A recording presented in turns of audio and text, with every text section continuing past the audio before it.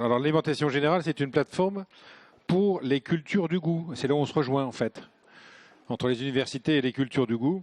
C'est un bon moment. Donc, il y a plein d'articles sur l'alimentation générale, sur le label équitable, sur la pêche durable, les chefs sans frontières, les labels nutritionnels.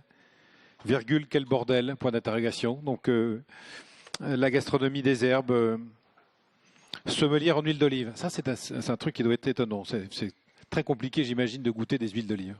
Bon, enfin bon, il y a des gens dont c'est le métier. Donc c'est un moment de prospective en disant que mangera-t-on demain? Enfin, qu'est-ce qu'on mangera peut-être en ville demain? Euh, alors bien sûr des insectes, mais quoi d'autre? Non, je pense qu'on mangera pas d'insectes. Enfin, ça c'est mon avis. Bon, d'abord, merci. Je vais être court parce que certains d'entre vous, je les ai vus aussi quand je suis arrivé. Ça veut dire que vous êtes là depuis longtemps. Donc, je vais faire court. J'avais proposé de finir sur un certain nombre de prospectives, de perspectives, de mise en perspective, vous le dites comme vous voulez. Et moi, je vais me positionner sur un point de vue international. Donc, on va quitter les fermes de Galie, on va quitter la France, on va même quitter l'Europe. C'est juste pour vous donner quelques petits points de réflexion et que vous repartiez pas seulement avec tout ce qui a été dit. Et il s'est dit des choses assez extraordinaires dans cette journée et vraiment, vraiment intéressantes. Euh, et avant de commencer quoi que ce soit, je n'ai pas retenu le nom de cette jeune fille qui est devant moi. Donc elle va nous le redire, mais cette jeune fille a une palette graphique et par contre j'ai retenu son talent parce que je suis là depuis le début. Donc j'ai vu toutes les planches et je trouve ça formidable. Donc je tenais à le dire publiquement et elle s'appelle. Oui, alors on peut l'applaudir. Oui, ça, on peut vraiment l'applaudir. Voilà. Et alors elle s'appelle. Anne Bernardi, et merci beaucoup, vous êtes très gentil. Voilà, Anne Bernardi, c'est ça? Bon, bravo. Sincèrement, j'ai eu beaucoup de dessinateurs de presse, etc., et d'illustrateurs, et notre directrice générale est là, et elle est très très fan aussi d'iconographie et d'illustration. Elle se joint à moi. Voilà, j'y tenais vraiment. Deux mots sur la presse, parce que effectivement, vous avez dit des choses sur la presse, donc en étant sans prétention un petit représentant. Je ne suis pas Élise Lucet, bien sûr, donc comme ça se voit.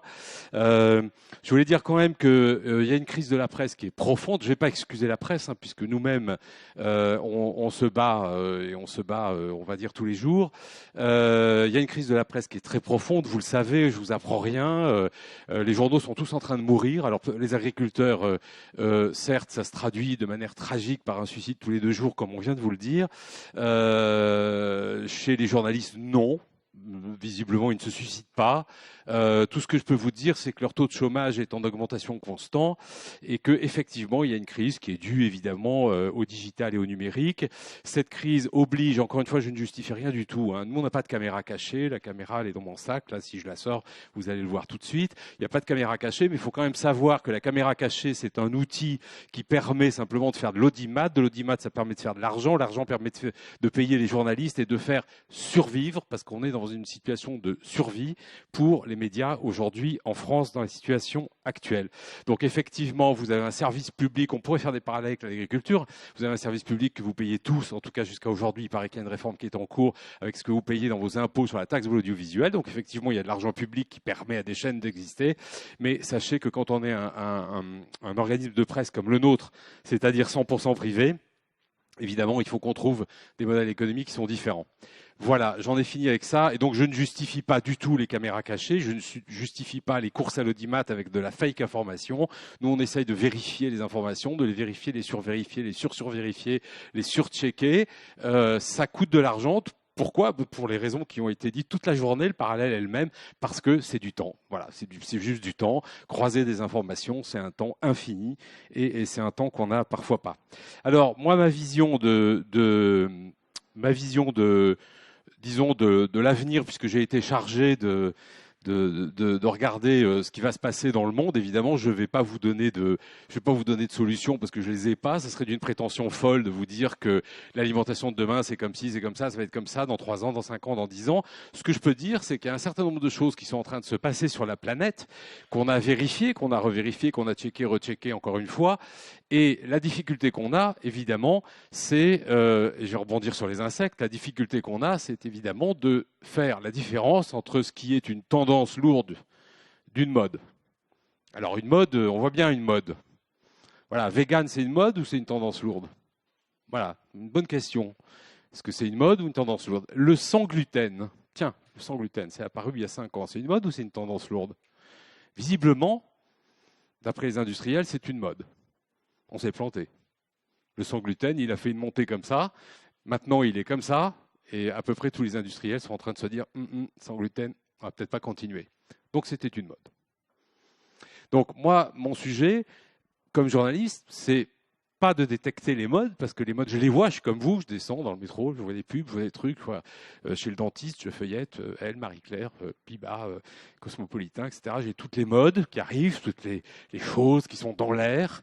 Le problème, c'est de savoir ce qui n'est pas dans l'air, mais ce qui va vraiment durer. Alors, il y a une chose qui va à peu près durer. On va commencer comme ça. J'ai pas de PowerPoint parce que je déteste le PowerPoint. C'est un truc comme ça, c'est comme ça. Ne demandez pas pourquoi. Ce qui fait que je mets un tout petit peu plus de temps pour trouver ce que j'ai à trouver. Alors, on va commencer par simplement ça. Voilà. On va pas aller très très loin. Alors, parfois c'est en bonne définition, parfois ça l'est un peu moins. Mais bon, voilà. Je voulais ça, c'est essentiel pour comprendre le monde de demain en termes d'alimentation. On va prendre un seul point, puisque c'est le point principal. C'est une courbe démographique, rien de plus. C'est une projection. C'est pas moi qui l'ai inventée, c'est l'ONU. Donc, elle a aujourd'hui évidemment un degré de vérité qui est assez bon. D'ailleurs, vous voyez qu'on n'a pas la vérité, puisque on a une fourchette. Hein, c'est l'augmentation de la population. C'est comment la population va bouger entre elle a bougé entre 1950 et aujourd'hui et en 2050. Alors, le point central d'alimentation de la planète, il est là. Ça, c'est un des points centraux. Il y en a plusieurs. Enfin, celui-ci, il est absolument gigantesque. Vous voyez que quelque part, là, entre 90 et 2000, vous voyez qu'on s'est croisé l'Europe et l'Afrique. Hein, donc, autour des 520 millions de personnes. Hein. Vous voyez que l'Afrique a passé le milliard gentiment autour de 2010, tout petit peu avant. Et regardez ce qui se passe en 2050. L'Afrique va doubler de population.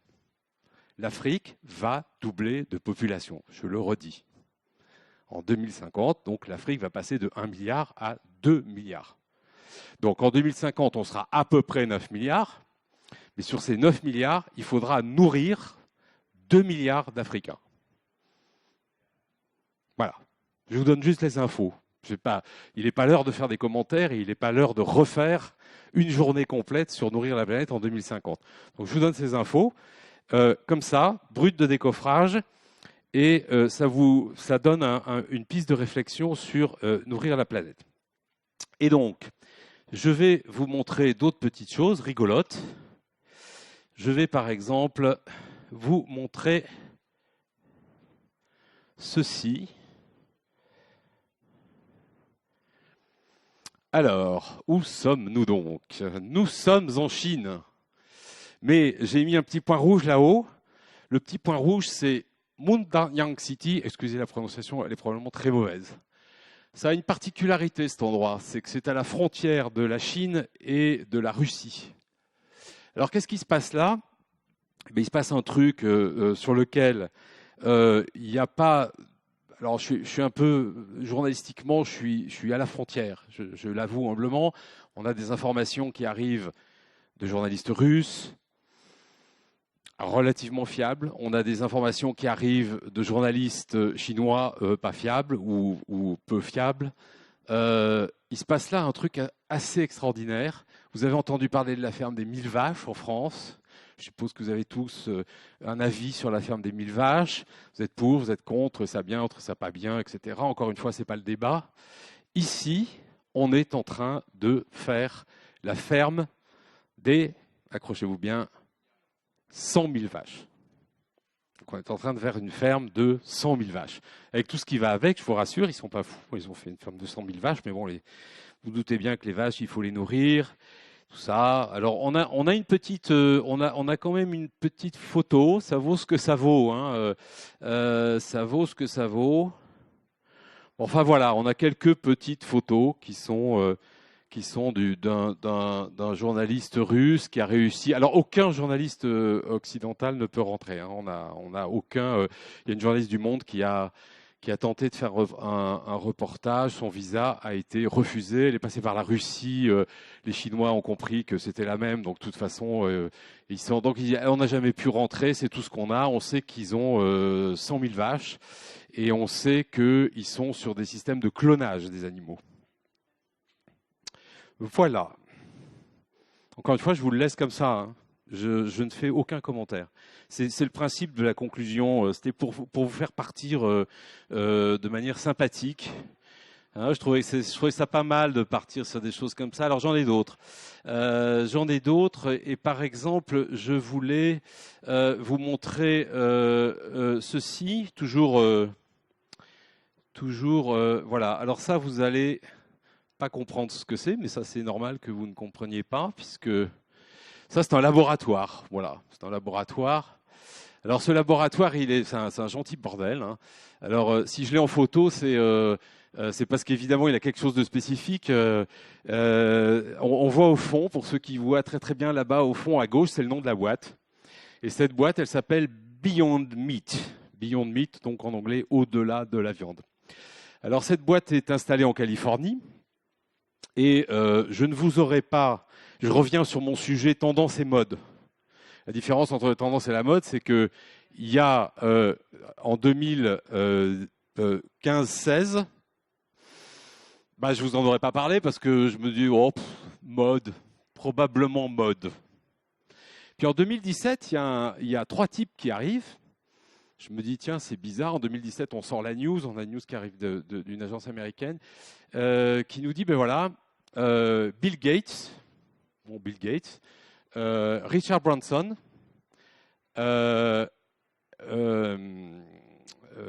j'oublie son nom, un acteur américain très célèbre, ça va me revenir, un beau blond, pardon? Non, l'autre. DiCaprio, voilà, mon Dieu, quelle mémoire. DiCaprio, ces types-là, à eux 3, balancent 170 millions d'euros sur la table de Beyond Meat. On commence à se dire, ça commence à faire. Nous sommes en 2019, et là, 3e phénomène qui arrive. Alors là, je me dis, bon, là, on n'est plus dans la mode.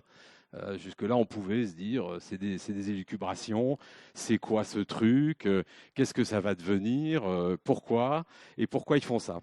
Alors, Beyond Meat, ils ont 2 activités. Ils ont une première activité, c'est de faire du fake burger. Le fake burger, c'est-à-dire vous avez un burger, il est magnifique, il y a un steak au milieu, le steak il est saignant, vous avez le sang qui dégouline. Je n'ai pas fait le test, mais des viandards américains l'ont fait pour nous. Il paraît que c'est absolument bluffant. Et donc ils sortent une viande végétale qui est donc fake meat parce que ça, c'est vraiment l'imitation. L'idée, c'est l'imitation de la viande. Mais ce qui est plus intéressant dans Beyond Meat, c'est ceci, qu'on avait repéré également, mais on avait repéré ça il y a une dizaine d'années dans un laboratoire de Rotterdam avec un chercheur néerlandais qui, le pauvre, n'a jamais réussi à aller au bout de sa recherche. Sa recherche, c'était une recherche qu'il avait faite avec des copains qui étaient chirurgiens. À l'origine, c'est ça. Et c'était des spécialistes des grands brûlés. Alors, les spécialistes des grands brûlés, c'est une technologie qu'on a aussi aujourd'hui. Hein, c'est simple. La partie qui est très très brûlée de votre peau, on vous greffe, on vous prend un bout, si vous êtes brûlé au bras, on vous prend un bout de votre cuisse, de peau. On met cette peau dans un laboratoire, on la cultive, parce que vos propres cellules produisent des cellules. Donc, vous faites votre propre peau et ensuite on prend cette peau qu'on a cultivée et on vous la greffe sur la partie brûlée. C'est comme ça, à Lyon, à Édouard Herriot, par exemple, ils ont une unité qui fait ça de manière très courante maintenant pour les grands brûlés. Et donc cette technologie, ce chercheur de Rotterdam l'a mise au point pour se dire, bah, si je peux cultiver de la peau, alors je peux cultiver du muscle de bœuf. Bah, why not? Ça m'évite d'avoir le bœuf, ça m'évite d'avoir l'eau, alors 300 millilitres, 300, j'en sais rien, peu importe, j'ai plus de bœuf, j'ai plus de prêt, j'ai plus rien, de toute façon je fais tout ça en laboratoire. Donc l'affaire est réglée. Alors évidemment, comme ce steak qui est sorti là, il coûtait 360 000 €, c'est vrai que notre camarade de Franprix, là, il n'aurait pas été content. Donc il s'est passé ce qui s'est passé, c'est-à-dire qu'entre 2015 et 2019, il y a un événement, il y a un mois, donc là on est dans l'actu, hein, il y a un événement qui s'est produit il y a un mois, tout à fait inattendu, y compris y compris d'ailleurs par les acteurs eux-mêmes du monde industriel de la viande. Vous avez aux États-Unis une boîte de viande qui s'appelle Cargill, qui est l'équivalent chez nous de, je ne sais pas comment s'appelle la grosse boîte qui fait de la viande hachée, Charal, la marque Charal, ça dépend de Bigard, voilà, Bigard. Je me souviens ni de De Niro, ni de je sais pas qui, ni de Bigard. Ça va pas du tout cet après-midi. Donc, et ben voilà. Alors Cargill, qu'est-ce qu'ils ont fait? Ben ils ont dit, bah ouais, là la viande ça craint. Alors quand vous êtes le deuxième exportateur de viande au monde, que vous avez 144 entreprises dans le monde, c'est-à-dire que vous êtes présent dans tous les pays du monde, et que vous dites, la viande, non, ça va pas le faire. Ça va pas le faire. Il faut qu'on trouve autre chose, les gars. Là, ils viennent d'investir, non pas 140 millions de dollars, mais ils viennent d'en investir 10 fois cette somme. Je vous le laisse. Donc voilà, la conclusion, on ne va pas commenter. Hein.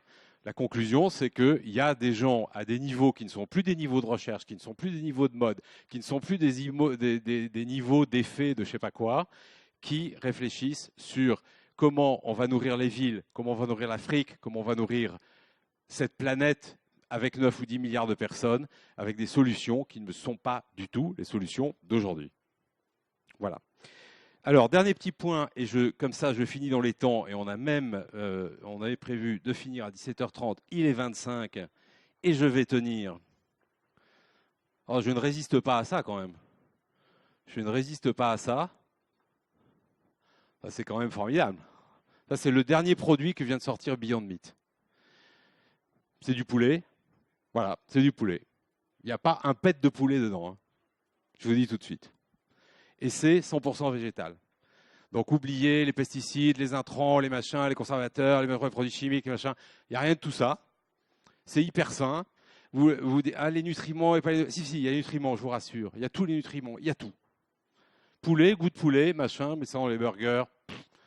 Ouais, mais il y a 0 poulet en batterie, il n'y a même pas de poulet du tout. Donc ça, c'est leur dernier produit. Là encore, uniquement aux États-Unis pour l'instant.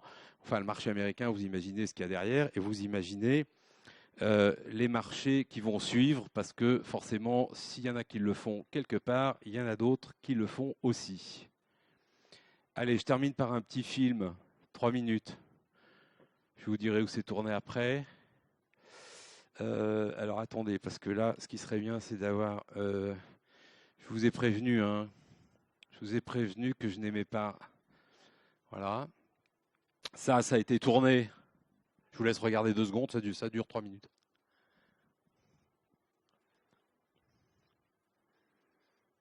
Ça a été tourné il y a 1 an, tout petit peu plus d'1 an. Depuis tout ça a quadruplé de volume, si ça peut vous dire quelque chose.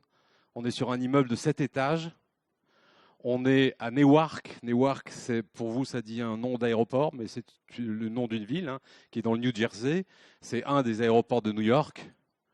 C'était à l'époque, donc il y a 1 an et demi, là aussi, mode, pas mode, tendance, pas tendance. Il y a 1 an et demi, c'était la plus grande ferme verticale du monde.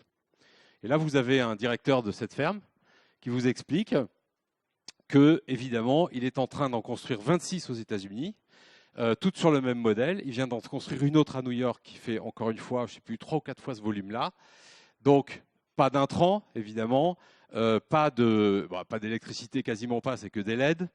Pas d'eau, puisque les circuits d'eau, ça tourne comme ça. Et alors, évidemment, ça n'a pas raté. Il y a des agriculteurs dans la salle et il y a des fins gourmets. Vous avez dit, ouais, les salades, elles n'ont pas de goût, rien du tout.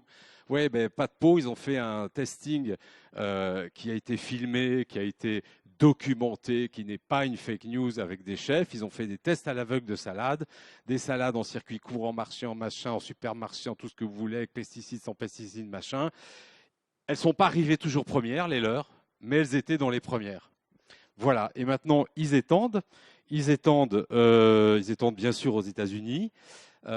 Parce que c'est leur territoire et ils en sont à 26, dont une, paraît-il, en Californie qui va être gigantesque. Et vous allez me dire, ils sont les seuls au monde. Non, ils ne sont pas les seuls au monde, puisque vous avez ici un des plus grands projets en Europe qui est en train de se mettre en construction et qui est à Stockholm. Parce qu'à Stockholm, il faut cultiver aussi des salades et le reste, ce n'est pas d'une évidence absolue. Donc vous avez ça. Alors, encore une fois, on en pense qu'on en veut. Je ne suis pas là pour vous. Et la plus grande ferme verticale du monde, elle devrait être à Shanghai. Elle devrait être à Shanghai et elle devrait à peu près avoir cette tête-là. Voilà. Donc pareil. Au début, c'était un peu un effet de mode. Shanghai, qui c'est qui était de Nantes, qui a dit qu'on construisait le deuxième périphérique? Voilà, c'est exact. Alors c'est vous. Nantes, deuxième périphérique. Shanghai, 6e ring. Hein, donc mes salades, je les mets où? Bon, en gros, je sais pas trop. Donc si je les mets pas dans des fermes comme ça, probablement je les mets pas. Enfin, donc voilà, petite réflexion. Et je finis 17h29. La vache, 1 minute. Qu'est-ce que je pourrais vous montrer pour finir? Oh ben si, tiens, 2 choses rigolotes qui vont nous finir sur de la politique. Les États-Unis, je reviens aux États-Unis, j'adore les États-Unis évidemment. Alors les États-Unis, ils ont 2 solutions. Mais ça, c'est mon esprit manichéen. Ils ont une première solution, c'est celle-ci, qui existe déjà, que vous connaissez peut-être. Vous savez ce que c'est que le Soylent? Personne ne sait ce que c'est que le Soylent? Le Soylent, ça a été inventé par des gens qui travaillent dans la Silicon Valley. Alors les gens qui sont dans la Silicon Valley, ils sont dans les startups, machin, ils sont sur leurs écrans 23 heures sur 24, et en gros, ils n'aiment pas bouffer parce qu'ils trouvent que bouffer, c'est de la perte de temps. Alors perdre du temps, pourquoi? Pour récupérer des nutriments. Donc il y a un type qui a monté une startup pour les autres startups, il s'est dit, bah, attendez les gars, je vais essayer de résoudre votre problème, c'est pas compliqué, je vais vous faire un truc dans lequel il y a tous les nutriments, vous n'avez pas besoin de vous arrêter pour bouffer. Vous êtes sur votre ordi, vous avez le Soylent, paf, c'est bon, vous avez les nutriments, terminé. Voilà. Alors au début, c'était gadget, mode, etc. Ouais, alors le problème, c'est qu'il y a Feed maintenant en France qui vient de s'installer sur le même modèle. Le problème, c'est que ça fait 10 ans qu'ils sont là. Et le problème, c'est que leur chiffre d'affaires augmente à 2 chiffres tous les ans depuis 10 ans. Voilà. Donc mode, tendance, probablement tendance. Alors il y a 2 solutions aux États-Unis. Soit c'est lui qui gagne, enfin il ne va pas gagner parce que quand même il ne faut pas exagérer, il ne faut pas être aussi manichéen que je veux l'être pour finir. Et alors soit c'est lui, soit vous avez effectivement un levier politique, vous avez des gens qui s'y mettent, hein, qui font un peu le boulot et qui essayent de faire quelque chose. Elle, par exemple, Michelle Obama, elle a fait beaucoup. Elle a commencé par faire un jardin à la Maison-Blanche, tout le monde s'est foutu de sa gueule. Mais après, elle a fait énormément de choses qu'on a moins vues, évidemment, moins médiatisées. Malheureusement, le président actuel, qui peut très bien d'ailleurs faire un 2e mandat, alors lui, il n'est pas du tout là-dedans. Lui, il est plutôt ailleurs avec ses camarades de jeu. Et alors, je vais finir par une super nouvelle optimiste pour clore, parce que c'est une news qu'on a publiée il y a 3 jours, je crois. Non, il y a la semaine dernière, il y a une semaine, parce qu'il y a un proche maintenant de Trump qui est pas loin et qui, lui, en matière d'agriculture et en matière d'alimentation, est quand même un costaud de chez costaud. C'est le Brésil, c'est Bolsonaro.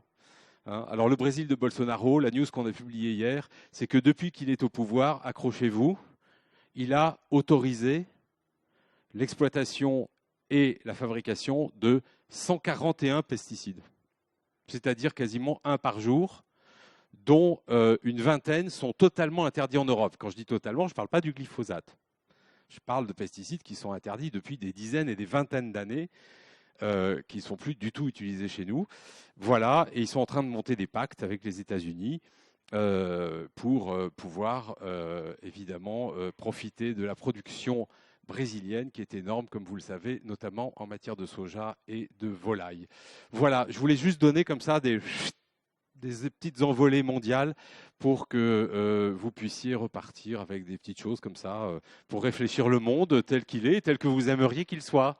Voilà, merci beaucoup. Bon, Pierre, merci beaucoup.